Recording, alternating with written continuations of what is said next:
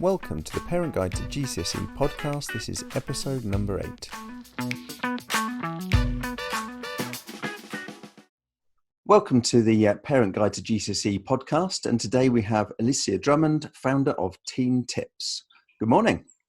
Good morning. It's very nice to be with you. It's very nice to have you here.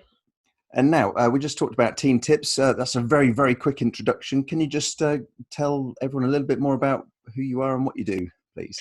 Yeah, absolutely. So I am a UK BACP accredited therapist, and I qualified back in 2009, and the school where my kids were, they said, "Oh, well, Esher, you do that listening thing." I was like, "Yep, that's 5 years training, but that's fine.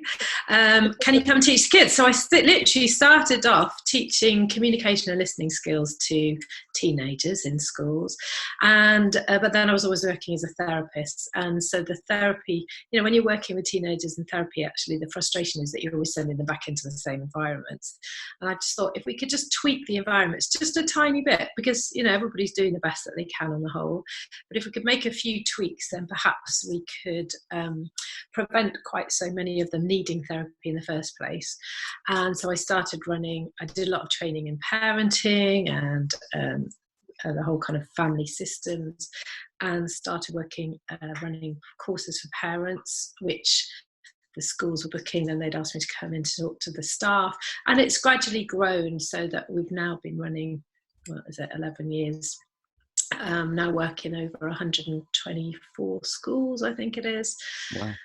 We're taking a lot of stuff online, so we can come to that later. But we do pretty much all that we do is about helping schools and parents create emotionally healthy environments for teenagers and young people. And because adolescence really can start anywhere from 8 now, I think that's a surprise for everybody.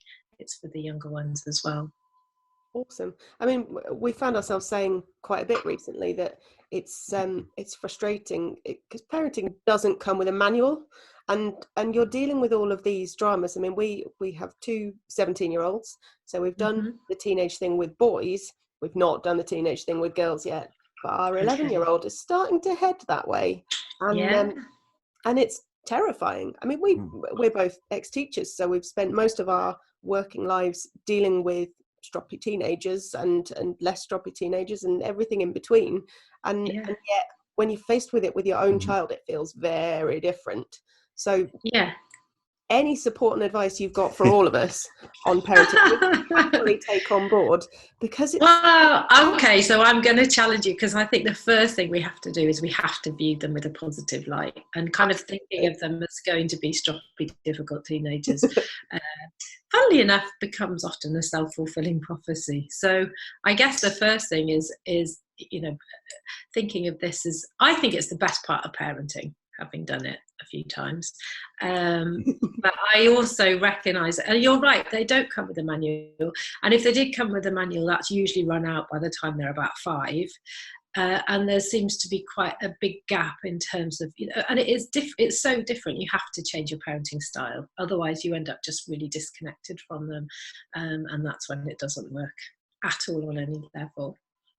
Yeah. Well, we're very lucky. She's very, very kind of chilled out and lovely, and has a very sunny disposition, but we're starting to see those first few kind of pushing the boundaries, reacting irrationally and things, and I know, because I've kind of done a little bit of research around it, I know it's, her brain is doing all sorts of crazy things and developing at different stages, and so she's not so in control of what's going on, and the hormones are all kicking in, and she's trying to deal with all of this craziness at once. And I just need to keep reminding myself that when this mini drama bursts out, I will be getting my wonderful daughter back shortly, I hope. Absolutely. No, of course you. I think this is it, isn't it? It's about keeping the communication going, and for us to be able to stay as the adults, because it's much more difficult for them to control the emotional outbursts than it should be for us. So if we can stay calm, not take too many things too personally, it's just, often it's that kind of, what arrow can I chuck at the moment because I'm angry and I'm upset and I don't really know how to deal with this. So looking after ourselves, I think, is quite important. They use that analogy of the flying, putting your own life vest on first, and I think that's absolutely right. We need to have our own support systems in place, just so that we can actually be there for them. Because it's a difficult transition, isn't it, adolescence? It is. It's a whole new world. You're kind of, some people are still thinking of you as a child. Some people are starting to say, yes, but you should be acting more like an adult now. And it's got to be really, really difficult. I mean, I can vaguely remember back that far, and it was not much fun at the time, and I don't want to go back, frankly. No, I mean, it's interesting, isn't it? Because I always say, the best days of your life. But actually, I wonder genuinely, if we were all given a choice or given the option to time travel, how many of us actually would go back and do that particular kind of probably 5 years all over again. I sure as hell wouldn't. Nope. But that's probably why I do what I do now, because it was such a nightmare. So you have a course about helping parents to understand the teenage brain, I believe. What is it that parents, can you give us the kind of very quick blurb about what parents should know that helps them to understand why teenagers are teenagers? I think the bit that's particularly relevant for you and what you're doing is the part of the brain which is, they're kind of wired for excitement, novelty, and a bit of experimentation. And frankly, revision provides not one single one of those things. So for them to be able to, because it's not novel, it's not exciting, frankly, most of the time, and there's always something, and they don't have that impulse control either. So it's much harder for them to resist, for example, the allure of social media or gaming, to settle down and do revision. So it's just understanding that is the way they are wired. They're not trying to be difficult. It's just really, really hard for them to have that level of self-control, and also that they're not really wired to be able to see the outcome either, especially long term. So I mean, I've worked with one last year, so funny, who's like, he came and he was having trouble getting motivated to do revision, and I was like, well, so how long have you got until the actual exams start? And he said, oh God, it's such a nightmare, they're forever. It's like 8 days. And so, and you and I sitting there thinking, 8 days, what are you talking about? You mean you haven't started? But for him, that still felt like eternity. So I was like, okay, well, let's break this down. How many hours of that are you going to be asleep? How many hours of that are you going to be eating? Or blah, blah, blah, blah. And when he could start to see it literally in terms of small pockets of time, and actually realistically how much time he actually had, suddenly he could get that sense of, oh, okay, right, now I've got that enough of a sense of urgency to sit down. But by the same time, we don't want to send them spinning in the opposite direction, into full-blown panic. I haven't got enough time. It's that fine balancing act, I think, with teenagers. Yeah, I think if they look at the bigger picture, they don't understand where to start. And we've talked a lot about just trying to do small but effective pockets of revision, rather than this, I must do 8 days of revision. That to a teen, they just can't do that. They can't get the concept. No. They've got to do half an hour here, an hour there, and that seems to work far better. Yeah. Yeah, well, I always, I'm probably like you. I say you're far better off doing 3 full-on slots of 20 minutes than sitting down thinking I'm going to do an hour and a half. You spend half an hour faffing around, then you get going, but then your brain switches off because actually it's got a bit bored by now, and you only end up doing it an hour and a half an hour, whereas you could have done an hour of really quality stuff. And so it just sits better with how they're wired to work, I think. Yeah, we've talked about that on previous podcasts. So we talk about presenteeism. They're at the desk, they're there for the hour and a half, but not a lot's happening. Whereas if you did a focused 20 minutes and then had a break, it's just it's so much. And I think we all operate a little bit like that, don't we? But I think teenagers are particularly, because of the way their brains are wired, they are particularly vulnerable to distraction, shall we say. And we're both amazing at procrastinating. And I think actually we learnt it off our daughter, who is the queen. And I don't apologise for saying that. She is just amazing at it. Something that I'm sure by the time she's 16, we'll have hopefully got a little bit of a lid on. But yeah, I think also you've got to understand people's resistance, because resistance is that it's that wall between thinking about something and doing something, and it'll be different for everybody. So, and this always sounds a bit weird, I think, when I talk to parents about it. But actually, some of them will be as frightened of succeeding as they are of failing.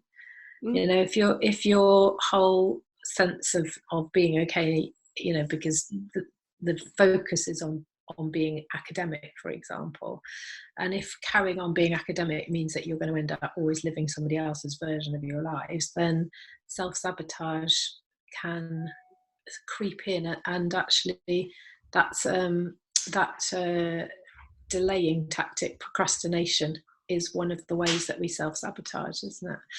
Having said that, for others, and I know I'm one of them, just having a little bit of a sense of urgency is what gets me to sit down sometimes and just get on with it. So again, it's a balancing act, isn't it?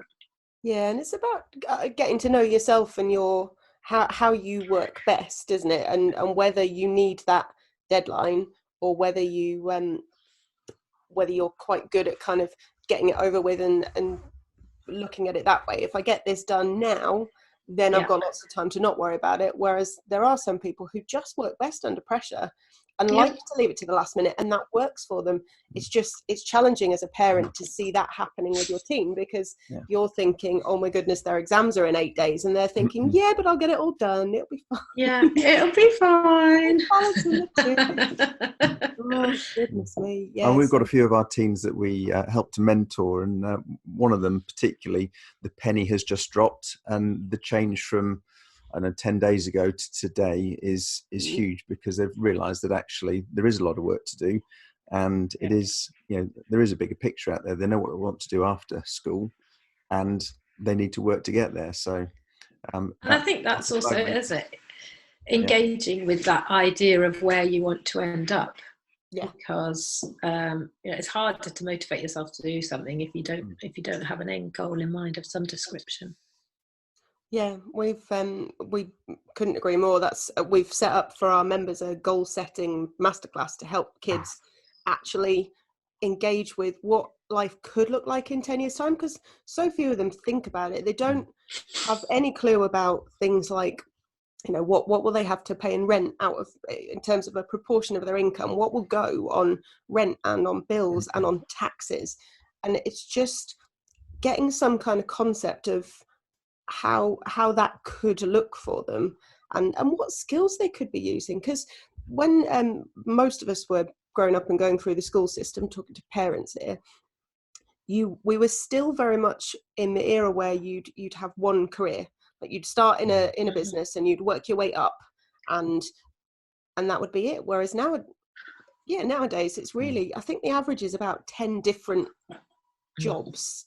And by that I mean as in slightly differing fields for people, because people move around a little bit more. There's lots more online training, there's more opportunities to change and do something a little bit different. And so for kids to think about what skills they've got, what they actually love doing, can really help them to get a bit of a better idea of what life could look like, because they tend to go with what they see. If you've got kids growing up in a family of teachers like ours are, heaven forfend they end up working in schools because they haven't seen anything else. We want to make sure that they've got those options, that they've seen the big wide world and all the things that it could offer.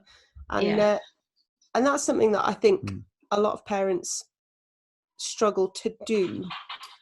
And schools just don't provide for it anymore. I mean, when we started our careers about 15 years ago, there was a part of the curriculum called life skills. It was an actual lesson, and everyone had to do it. And it was throughout the whole school from years 7 through to 13. And that's gone, because the government has said you must do 8 lessons, and it's got to be, maths, English, science, and however many others. And all the kind of life skills essentially are taught in tutorial time, which generally for most schools is either completely wasted or spent doing revision for exams or catch up for coursework, and it's just been lost. You must see a lot of this, because when kids find, if you've got a really massively creative child who is fantastic at all sorts of creative things, and then they go to school and they're not so great at the academics, and they spend all day basically feeling rubbish about themselves, that's got to be something that leads them quite directly to you in terms of therapy, because it must be an awful feeling to. Well, I think we've got a bit kind of, the whole education at the moment, I think, has got a bit off track, shall we say, in that I don't think it's really preparing them for the job markets of the future, where, as you say, flexibility is going to be hugely important. And in order to be flexible, you have to have a certain number of basic skills in place. So creativity is one of them. You can't be flexible if you can't be creative.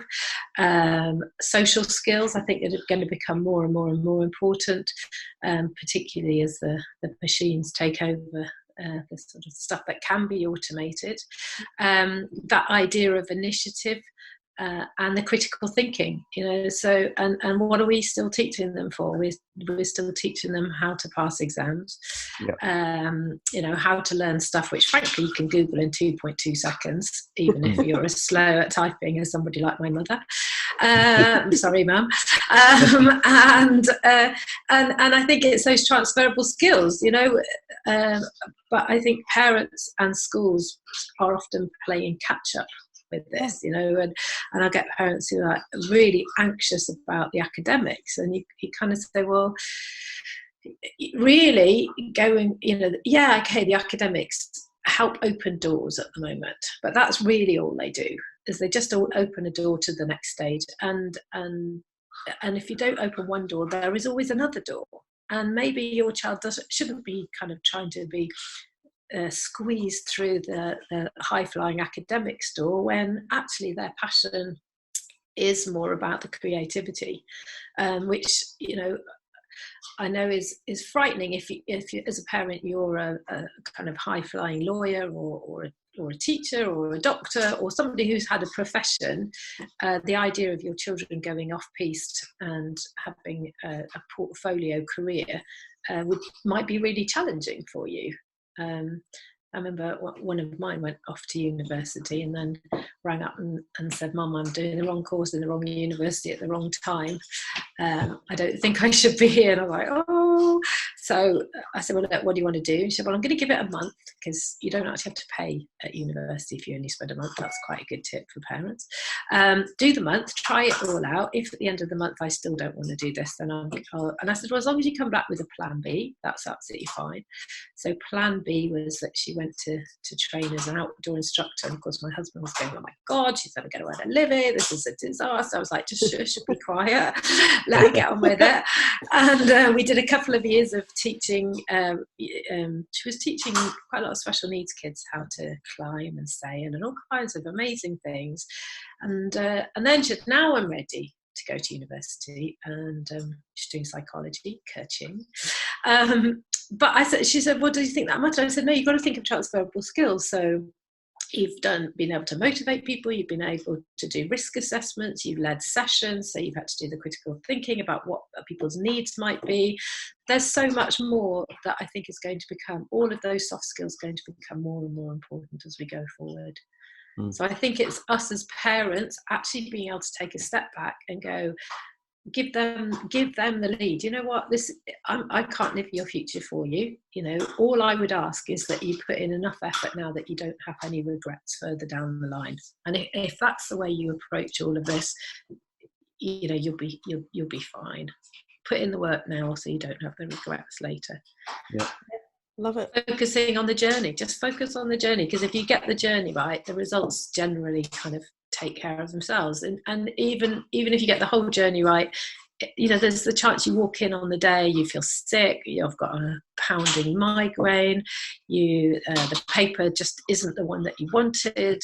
So many things, but at least you did all you could to get yourself there. I mean, that probably answers my next question, because I was going to ask about what's your top tip for navigating exam stress for teens. But probably the answer is maybe as long as they feel that they've done the best they could, and really they shouldn't feel stressed because they've done their end of the deal, as it were.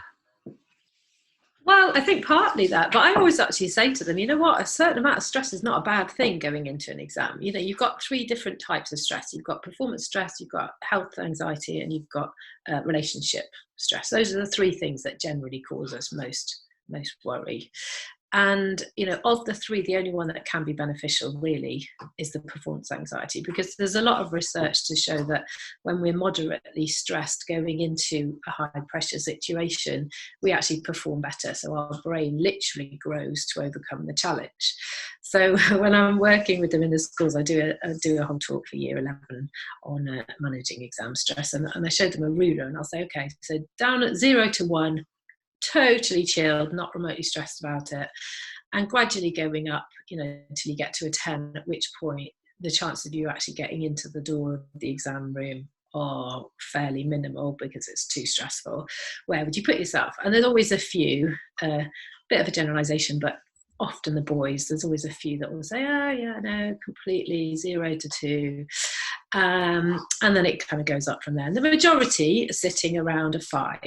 And I say that's really where you want to be. So those of you who are 0 to 2, you want to go and hang out with the guys who are sitting up at 8, 9, because it's really catching that stress. And you could do being a bit more pumped up and ready for action because the adrenaline's going, you're thinking faster. And those of you who are up at an 8 or 9, you want to hang out with the really chilled ones. Because being up at an 8 or 9 is not helpful because you're very close to going into fight, flight or freeze, at which point you can't focus, you know, even to the point that your pupils dilate and you can't read the small print properly. So, you know, it's getting them to understand that stress per se is not bad, provided you understand how to manage it. And there's a really great thing called anxiety reappraisal, which is just helping them to think about when you start to feel anxious about something that you're going into, so an exam, instead of telling yourself you feel anxious, tell yourself you feel excited. And if you keep repeating that message, the brain flicks, because there's no difference in the physical responses between excitement and anxiety. So your body will feel the same inside. But if you tell yourself you're anxious, then you risk going into fight or flight. If you tell yourself you're excited, you won't go into fight or flight. And there's quite a lot of research about it. But I think just giving them a few little tools like that can be really helpful, so that they feel like they've got a certain level of control. And then a few quick fire things to help them calm down if it really is all becoming a bit too much. Yeah, that is an absolute top tip, because I know, I mean, over our years, we've seen children basically talk themselves out of being able to walk into an exam room, and that would be a really useful way to look at it, actually, because you're right, it does feel the same, and it's just it's knowing that tip to then be able to reframe slightly. So parents, don't take anything else away from this. That is the one to make sure you tell your kids, I think. The reframing, you know, because what was it, that great quote, whether you think you can or you think you can't, you're probably right. So it's that, you know, you might as well, you've done the work, you've got to this point, you might as well tell yourself that actually whatever happens, I'm going to be okay, and I'm in an hour and a half or 2 hours I'll walk out of here and it'll be done. So, and it's exciting because it's nearly over. You've put in the hard work by now, hopefully. If not, then you have every right. Sorry, I missed that. So that's probably how teachers feel about observations, where there's a massive run up to it, build up, and a week beforehand you're planning, and then at the end of the day it is only half an hour, or whatever it is, and then it's done, and there really is no need to worry about it. But pretty much every teacher on the planet does. Yeah, of course it is. It's performance anxiety, because we all, you know, you get used to your audience, don't you? So I don't feel particularly phased standing up talking in front of parents or students now, but I still get, if weirdly, if I know there's a psychologist in the audience, that will take up your stress levels because it's a fellow professional. And I think we all underneath it have a little bit of that imposter syndrome going on. Or for me, if I think there's a headmaster in the room, that generally makes the whole thing a whole lot more stressful. So, I think from the teaching perspective, holding that empathy that actually you do know what this feels like, and the best way to calm people down is using empathy rather than sort of trying to push them or rescue them. Actually, do you know what? I know this is really, really tough. I know this is really tough, and I do believe you can do it. Yeah, I think that's probably a conversation that's going on around the country a lot at the moment, because we're recording this at the time of schools are kind of very will they won't they in terms of closures because of coronavirus, and so I think there are a lot of very, very anxious teenagers out there, and it's an important conversation to have, that actually it's a perfectly valid response to what's going on. But we can only control what we can control, and that's pretty much ourselves. So allowing yourself to get all stressed out and panicky about everything isn't going to help anyone, least of all you. So reframing and thinking, do you know what's the silver lining here, might be a good way to look at things. And I think with it's serious what's going on at the moment. There was one of the headmasters was talking about on Twitter about it being like World War III, and I thought we have to be really careful of the language we're using, because I don't think that's helpful. Everybody is stressed enough. Those of us running small businesses, you're wondering, am I going to be able to pay everybody? The teenagers, am I even going to get to sit these exams? What's going to happen? I've got 2 doing finals this year. What's that? How's that going to look?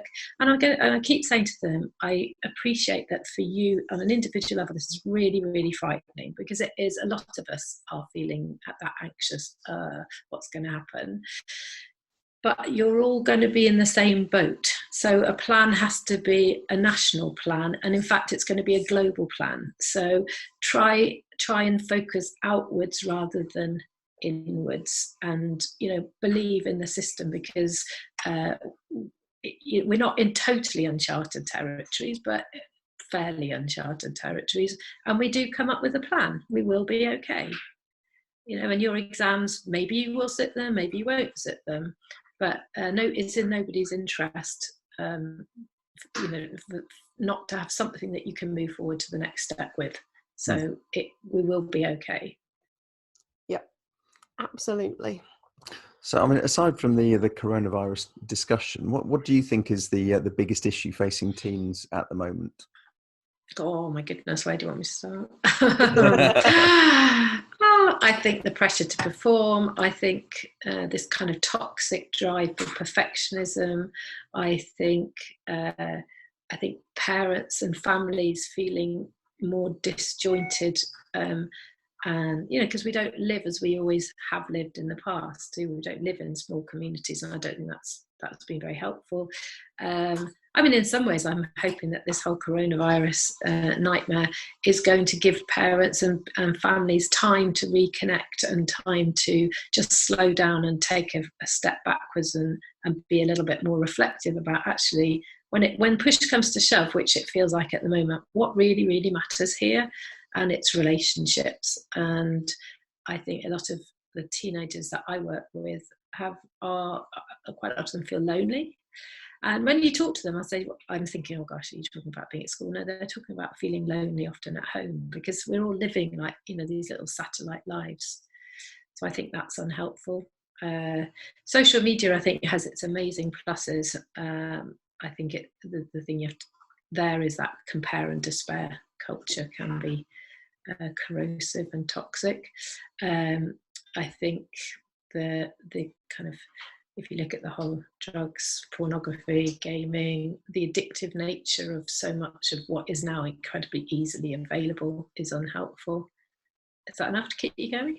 That's there are a lot of parents listening and nodding furiously.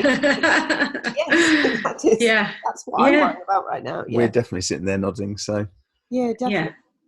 So with I mean, particularly at the moment, but in general, there is as a parent of a teenager, there tends to be more potential for conflict.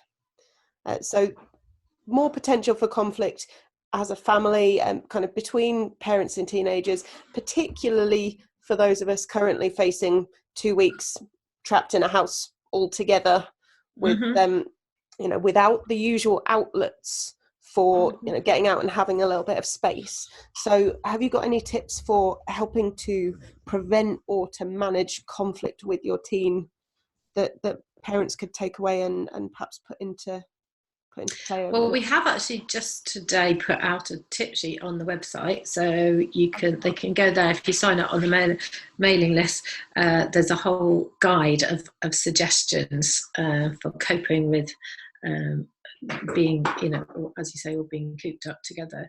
I think recognizing that, particularly perhaps for teenagers, being isolated from their friends is really, really difficult. You know, they are wired for social interaction and particularly with the peer group. And maybe this is a moment when actually tech is your best friend, you know, because there's some fantastic stuff out there. You know, go and learn how to play guitar, because you can teach yourself anything on YouTube, can't you? Yeah. So our modelling is important. You know, how are we using the time? Just giving people space where it's needed. So even in the smallest spaces, we can generally carve out somewhere that if it's all getting too much, somebody can take themselves off there and have a bit of time out. And sort of creating opportunities to do things that are going to build communication. So whether that's a board game, I'm looking at the moment, our favourite board game in this house is Rummy Cub, which we play non-stop because it's a great game, isn't it? But cards... We're on Cluedo at the moment. Cluedo is our current obsession. We say ours. We mean not our daughters. obsession, our daughters, yeah. Rummy Cub's yeah. one to get.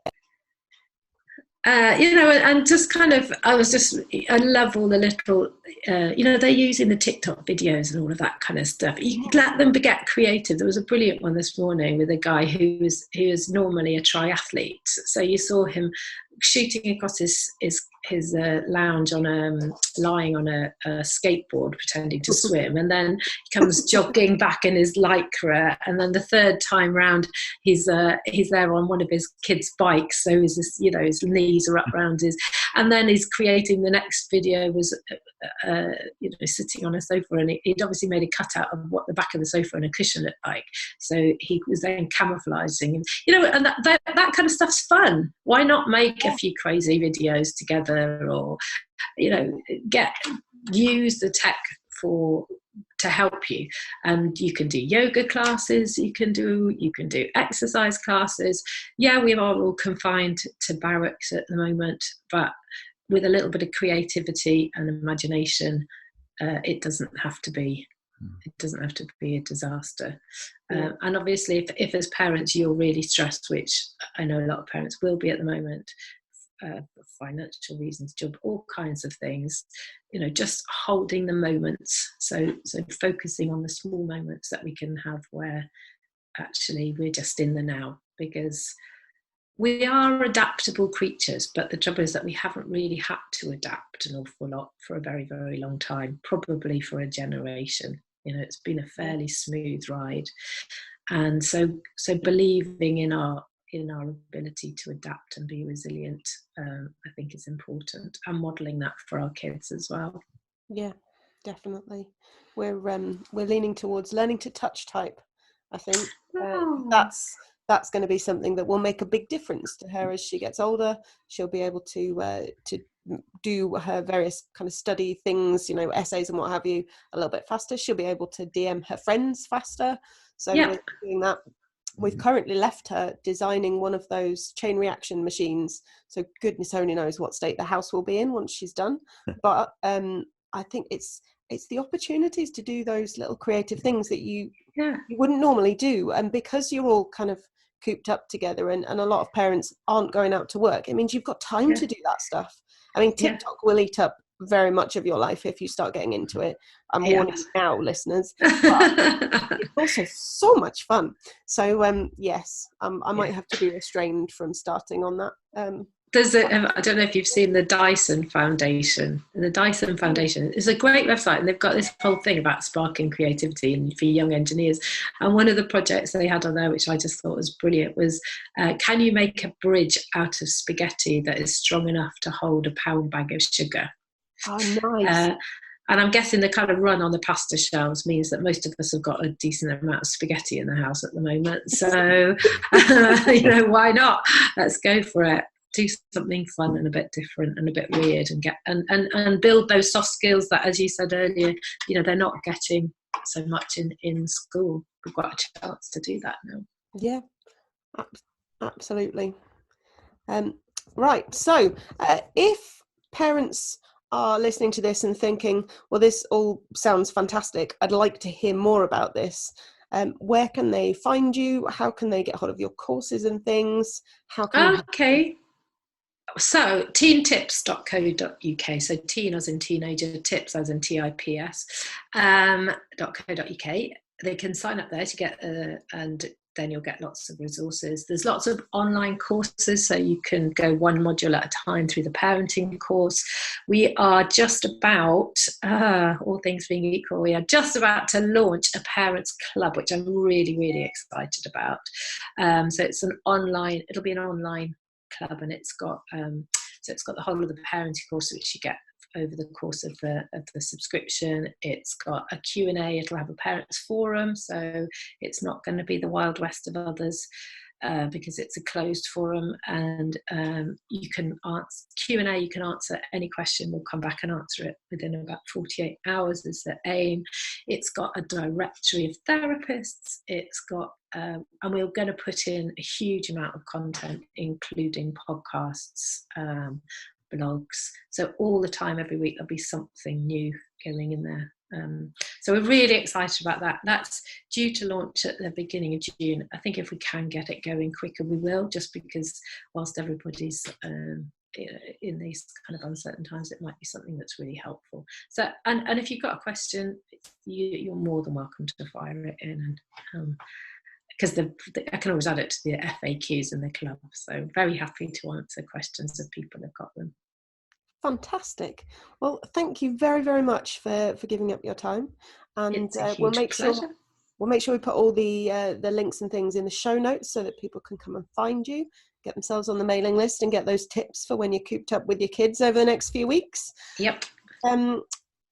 Thank you very much. Yeah. Thank you very much. It's a huge pleasure. I really enjoyed it. It's lovely chatting to you both, and good luck to everybody who is doing GCSEs and A-levels, and whatever happens, you will be okay. You are bigger than the collection of certificates you will pick up. Thank you very much for being up with us. If you'd like to know more about how you can support your child through their GCSEs, then head over to parentguidetogcse.com. See you next time.